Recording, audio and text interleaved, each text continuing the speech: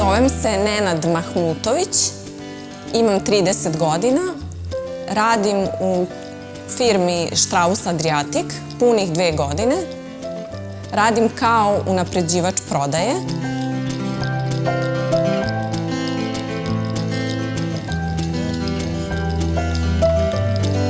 Ćao Nešo, kako si?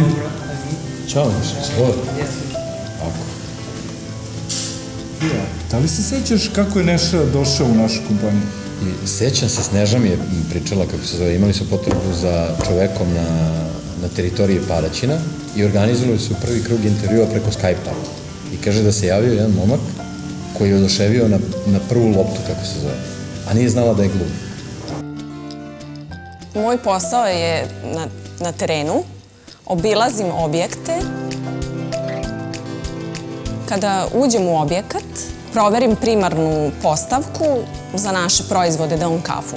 Proveravam da li je sve dobro, proveravam rokove i naravno postavljam reklamni materijal. Posle toga odlazim u magacin kako bi uzeo naše proizvode i odneo u prodavnicu. Naravno, komunikaciju sa poslovođom imam dobru. Kada sam počeo da radim u ovoj kompaniji, bio sam malo povučen. Generalno svima je teško na početku, ali Nenad se fenomenalno snašao. Da, znaš kad je mene oduševio? Kad? Pa kada se prijavio na obuku za TED Talk i onda je znakovnim jezikom održao fenomenalnu priču od jedno trajanje od 10 minuta kad nam je objasnio kako stvari izgleda život i rad na terenu iz njegove perspektive. Što se tiče mojih kolega u firmi Strauss Adriatic, imam odličnu komunikaciju sa kolegama. Oni su mi kao porodica, imaju dovoljno razumevanja, strpljenja. Dali su mi veliku motivaciju i podršku da budem deo njihovog tima.